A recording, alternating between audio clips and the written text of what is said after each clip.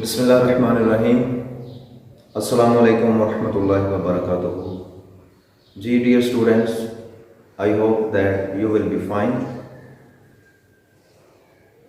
پچھلے لیسن میں ہم نے عقیدہ توحید، عقیدہ رسالت اور شرک کے حوالے سے جو اہم امتحانی MCQ اور شارٹ آنسر تھے ان کے اوپر تفصیل سے بات کی۔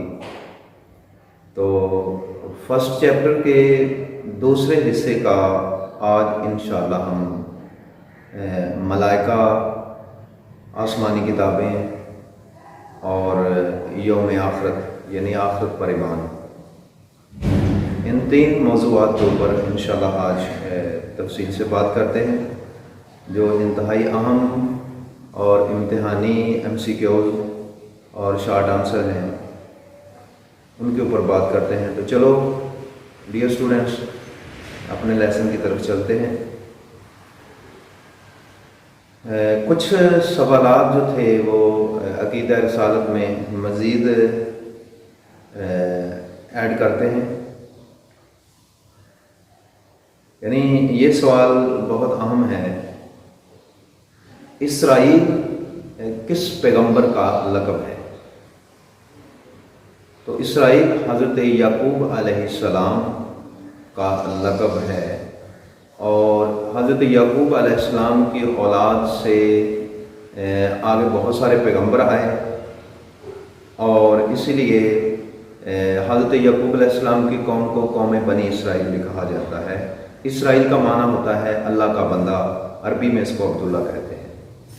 اور نیکسٹ کویشچن ہے ید بیضا، یہ کس کا معجزہ ہے؟ یہ حضرت موسیٰ علیہ السلام کا معجزہ ہے۔ جب مدین سے واپسی پہ حضرت شعیب علیہ السلام کے پاس 10 برس رہنے کے بعد حضرت موسیٰ علیہ السلام اپنی اہلیہ کو لے کر واپس لوٹے، تو راستے میں اللہ تبارک و تعالیٰ نے حضرت موسیٰ علیہ السلام سے کلام بھی فرمایا اور کچھ نشانیاں عطا فرمائیں۔ ان میں سے ایک معجزہ تھا ید بیضا۔ ید بیضا یہ معجزہ حضرت موسیٰ علیہ السلام اپنی بغل میں یوں اپنا ہاتھ ڈالتے اور جب کھینچ کے سامنے کرتے تو لائٹ کی طرح روشن ہو جاتا تھا، اس سے نور نکلتا تھا، اور پھر جب واپس کرتے تو ٹھیک ہو جاتا تھا۔ تو یہ معجزہ حضرت موسیٰ علیہ السلام کو اللہ تعالیٰ نے عطا فرمایا۔ نیکسٹ کویشچن ہے جد الانبیاء کس پیغمبر کو کہا جاتا ہے؟ جد عربی میں دادے کو کہتے ہیں، تو جد الانبیاء حضرت ابراہیم علیہ السلام کا لقب ہے۔ حضرت ابراہیم علیہ السلام کو جد الانبیاء کہا جاتا ہے۔ یسوع مسیح کس پیغمبر کو کہا جاتا ہے؟ حضرت عیسیٰ علیہ السلام کو یسوع مسیح کہا جاتا ہے۔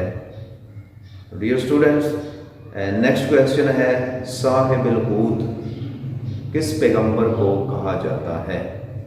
تو یہ واقعہ ہے قرآن پاک کے اندر بھی بیان کیا گیا ہے۔ حضرت یونس علیہ السلام اپنی قوم سے ناراض ہو کے چلے گئے تھے، دریا میں سفر کر رہے تھے، تو وہاں پہ یہ واقعہ پیش آیا، اور حضرت یونس علیہ السلام 40 دن تک مچھلی کے پیٹ میں رہے، اور حوت عربی میں مچھلی کو کہتے ہیں۔ صاحب الحوت سے مراد حضرت یونس علیہ السلام کی ذات اقدس۔ اور نیکسٹ کویشچن ہے شریعت سے کیا مراد ہے؟ یہ انتہائی اہم اور امتحانی سوال ہے، اس لیے اس کو آپ نے اچھے طریقے سے سمجھ لینا ہے۔ شریعت سے کیا مراد ہے؟ شریعت سے مراد وہ احکامات جو اللہ تعالیٰ آسمان سے نبیوں پر نازل کرتا ہے لوگوں کی ہدایت اور رہنمائی کے لیے، اسے شریعت کہتے ہیں۔ اور آگے چلتے ہیں، تکمیل دین، یعنی ہمارا دین مکمل ہوا، اور اس کا اعلان کب ہوا؟ یہ تو 9 ذی الحج 10 हिजरी को मैदान अरफात में कुरान पाक की आखिरी आयत अल यौमा अकमलतु लकुम दीनकुम, ये वाली आयत नाज़िल हुई और सूरतुल माइदा की ये आयत है। तो चलते हैं आगे, फरिश्तों के टॉपिक में से जो अहम इम्तहानी क्वेश्चन हैं उनके ऊपर बात करते हैं। फरिश्तों को अरबी में मलाइका कहा गया है और मलाइका की वाहिद मलक है। तो ये अल्लाह की नूरी मखलूक हैं और 4 बड़े आसमानी फरिश्ते हैं। नंबर 1 हज़रत जिब्रील अमीन जो कि वही लाने का काम करते हैं, और नंबर 2 हज़रत इसराफील अलैहिस्सलाम जो क़यामत के दिन सूर फूंकेंगे। नंबर 3 हज़रत मीकाईल अलैहिस्सलाम जो रोज़ी रोटी और रिज़्क़ की तक़सीम का काम करते हैं। नंबर 4 हज़रत इज़राइल अलैहिस्सलाम जो कि रूह कब्ज़ करने का काम करते हैं। तो नेक्स्ट क्वेश्चन है, हज़रत जिब्रील अमीन का लक़ब क्या है? हज़रत जिब्रील अमीन का लक़ब रूहुल कुदस है, यानी हज़रत जिब्रील अमीन को रूहुल कुदस कहा जाता है। नेक्स्ट क्वेश्चन है, फरिश्तों के 4 औसाफ बयान करें। तो फरिश्तों के औसाफ ये हैं, नंबर 1 ये नूरानी मखलूक हैं। नंबर 2 गुनाहों से पाक हैं। नंबर 3 खुदाई मनसब से पाक हैं, यानी खुदा होने का दावा नहीं कर सकते। और नंबर 4 अहकाम इलाही के ये पाबंद हैं, इन्हें जो हुक्म होता है उसी के मुताबिक ये अमल करते हैं। जी डियर स्टूडेंट्स, नेक्स्ट क्वेश्चन जो है वो पूछा जाएगा, मुशरिकीन मक्का फरिश्तों को क्या कहते थे? तो इसका आंसर ये है कि फरिश्तों के बारे में मुशरिकीन मक्का का ये अकीदा था, उन्हें अल्लाह की बेटियां समझते थे। नेक्स्ट क्वेश्चन बहुत आम है कि किन ग़ज़वात में फरिश्तों ने हिस्सा लिया? तो सबसे पहली जो इस्लाम की जंग हुई ग़ज़वा बदर, उसके अंदर भी अल्लाह ताला ने 5000 फरिश्ते नाज़िल किए। इसके अलावा ग़ज़वा हुनैन और ग़ज़वा खंदक में भी फरिश्तों ने मुसलमानों की मदद फरमाई थी। नेक्स्ट क्वेश्चन आएगा, जन्नत के जो दरबान हैं उनका नाम क्या है? तो जन्नत के दरबान का नाम हज़रत रिज़वान अलैहिस्सलाम है, और जो जहन्नम का दरोगा है या गेट कीपर है, दरबान है, उसका नाम हज़रत मालिक अलैहिस्सलाम है। ये 2 फरिश्ते हैं, एक की ड्यूटी जन्नत के दरवाज़े पे है और एक की ड्यूटी जहन्नम के दरवाज़े पे लगाई गई है। नेक्स्ट क्वेश्चन बहुत अहम है कि मलाइका का लफ्ज़ जो है कुरान पाक में कितनी बार आया है? तो डियर स्टूडेंट्स, कुरान पाक में लफ्ज़ मलाइका जो है ये तकरीबन 88 मरतबा यानी 88 बार कुरान पाक में लफ्ज़ मलाइका का ज़िक्र किया गया है। और फरिश्तों के लिए कुरान पाक में लफ्ज़ रसूल का इस्तेमाल हुआ है। ये क्वेश्चन पूछा जाएगा कि कौन सी सूरत में फरिश्तों के बारे में लफ्ज़ रसूल अल्लाह ने इस्तेमाल किया है? तो सूरह मरियम के अंदर अल्लाह ने फरिश्तों के बारे में रसूल का लफ्ज़ इस्तेमाल किया है। इसके अलावा नामा अमाल लिखने वाले फरिश्ते किरामन कातिबीन, और कब्र में आने वाले फरिश्ते जो कब्र में सवाल पूछेंगे उनका नाम मुनकर और नकीर है। इनको भी याद कर लेना है अच्छे तरीके से, ये भी बहुत इम्पोर्टेंट हैं। और इसके अलावा आसमानी किताबों की तरफ बढ़ते हैं। 4 आसमानी किताबें हैं। तौरात, इसके बारे में आपको साथ साथ बताते चले जाते हैं। तौरात का माना है कानून की किताब, और इस किताब में हुजूर नबी करीम सल्लल्लाहु अलैहि वसल्लम को फारूक के लक़ब से याद किया गया है। ये बहुत अहम जो है वो सवाल है, इसको अच्छे तरीके से आपने समझना है। और नंबर 2 ज़बूर, یہ حضرت داؤد علیہ السلام کے اوپر نازل ہوئی، اور زبور سے مراد موٹے حروف میں لکھی گئی کتاب، اور اس کتاب کے اندر حضور نبی کریم صلی اللہ علیہ وسلم کو ماز کے لقب سے یاد کیا گیا ہے۔ تیسری بڑی آسمانی کتاب انجیل ہے، جس کا معنی خوشخبری ہے۔ حضرت عیسیٰ علیہ السلام کے اوپر یہ کتاب نازل ہوئی ہے، اور انجیل میں حضور نبی کریم صلی اللہ علیہ وسلم کا نامی اسم گرامی فارکلیت جو ہے وہ ذکر کیا گیا ہے، اور انجیل کا معنی خوشخبری ہے، یعنی اچھی خبر ہے۔ اس میں کیونکہ حضور نبی کریم صلی اللہ علیہ وآلہ وسلم کے آنے کی خبر جو ہے نا وہ دی گئی تھی، اور حضرت عیسیٰ علیہ السلام نے اپنے حواریوں سے یہ بات کہی تھی کہ میرے بعد ایک انتہائی شان والے رسول آنے والے ہیں۔ تقریباً یہ آپ صلی اللہ علیہ وسلم کی ولادت سے 650 سال پہلے کی بات ہے۔ تو نیکسٹ کویسچن ڈیئر اسٹوڈنٹس جو ہے وہ آئے گا، آسمانی کتابوں کی مشترکہ تعلیمات کیا ہے؟ یعنی جتنی بھی آسمان سے کتابیں نازل ہوئی ہیں ان میں کامن کون سی جو ہے نا وہ تعلیمات ہیں، ٹیچنگز ہیں؟ تو ہر کتاب کے اندر پیغمبروں کو اللہ کی توحید جو ہے اس کی تبلیغ کرنے کا حکم دیا گیا۔ رسالت کے اوپر تمام آسمانی کتابیں بات کرتی ہیں، اور اللہ کی بندگی اور عبادت کی بات کرتی ہیں، اور عقیدہ آخرت کے اوپر تمام آسمانی کتابیں زور دیتی ہیں۔ تو اس لیے یہ مشترکہ تعلیمات ہیں۔ اگلا کویسچن انتہائی امپورٹنٹ ہے، دور حاضر کی اناجیل کون سی ہیں؟ اناجیل انجیل کی جمع ہے، تو یہ ایک مجموعہ ہے کتابوں کا۔ انجیل متی، نمبر 2 انجیل لوکا، نمبر 3 انجیل مرکز، اور نمبر 4 انجیل یوحنا۔ ان کو دور حاضر کی اناجیل کہا جاتا ہے۔ اور اگلا کویسچن بھی بہت اہم ہے، اور بہت سارے اسٹوڈنٹس جو ہیں وہ اس میں بھی غلطی کرتے ہیں۔ کویسچن ہے، کتاب اور صحیفے میں کیا فرق ہے؟ صحیفہ بھی آسمانی تعلیمات پہ مبنی ہوتا ہے، کتاب بھی آسمانی تعلیمات ہی ہوتی ہے۔ تو کتاب جو ہوتی ہے اس میں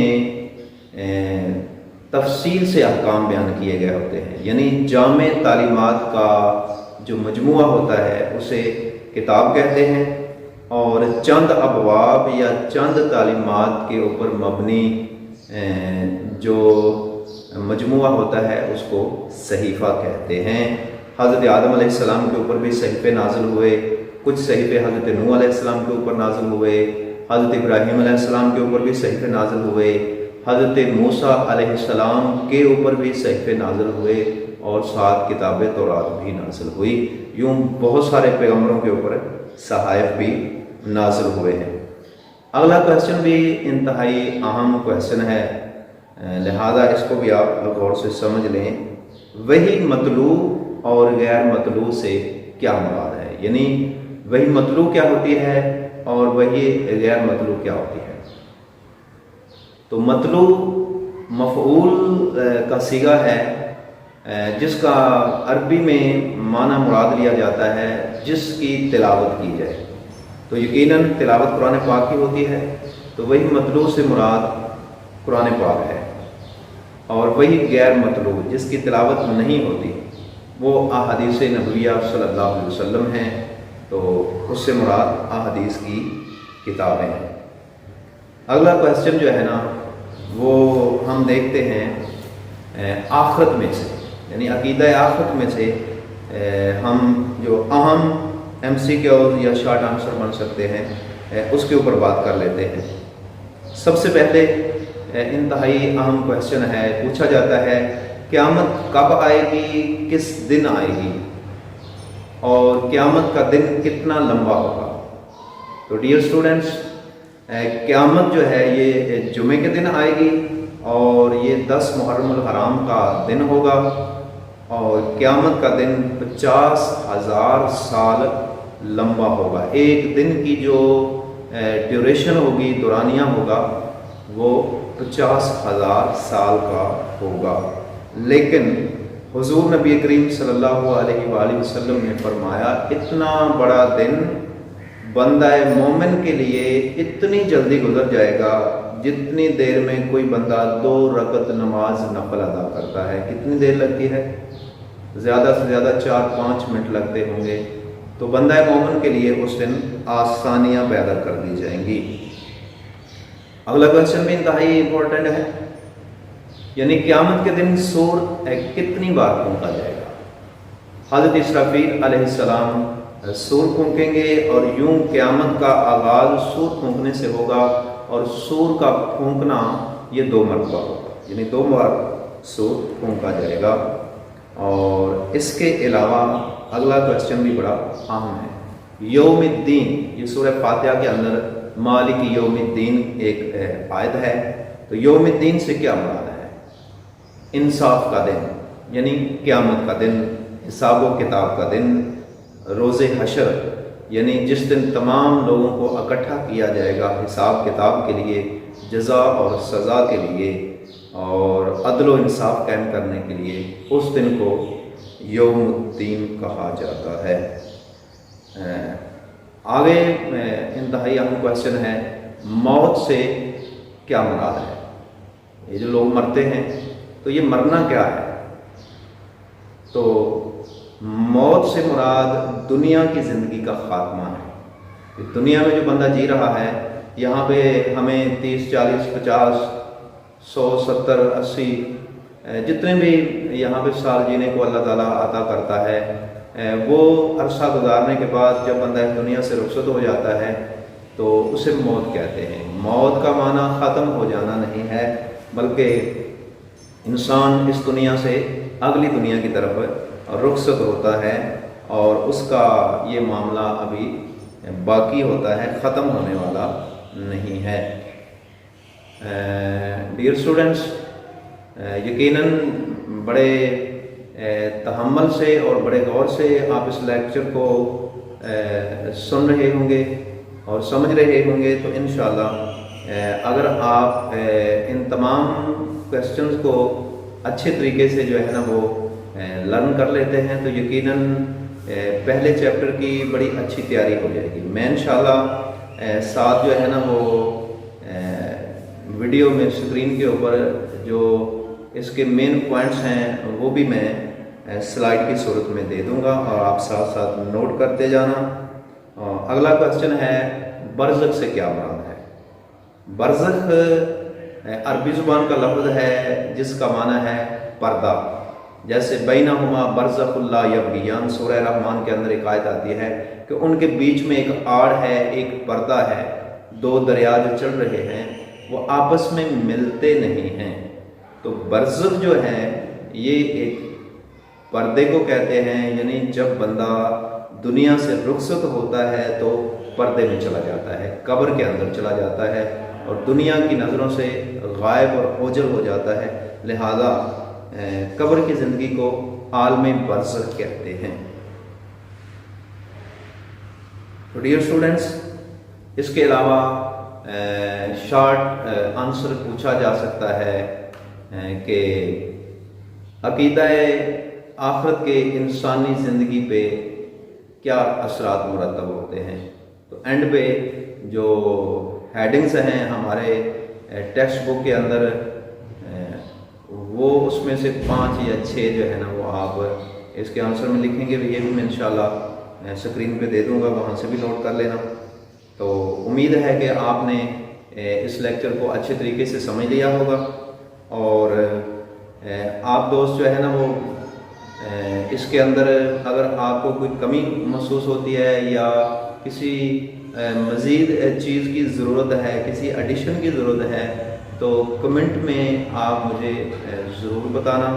इंशाल्लाह नेक्स्ट वीडियो में उन तमाम सवालात के जो है ना जवाबात लेकर मैं हाज़िर हूँगा और मेरी कोशिश है कि जैसे हालात हैं कि हमारे जो स्टूडेंट्स हैं वो घर में जब उनके पास फ्री टाइम होता है और टीचर अवेलेबल नहीं होता, اور ان کا پڑھنے کو جی چاہ رہا ہوتا ہے، تو یہ لیکچر صرف ان اسٹوڈنٹس کے لیے جو ہے نا وہ میں نے ریکارڈ کیا ہے، تاکہ وہ گھر بیٹھ کر اچھے طریقے سے جو ہے وہ اپنے ایگزام کی تیاری کر سکیں۔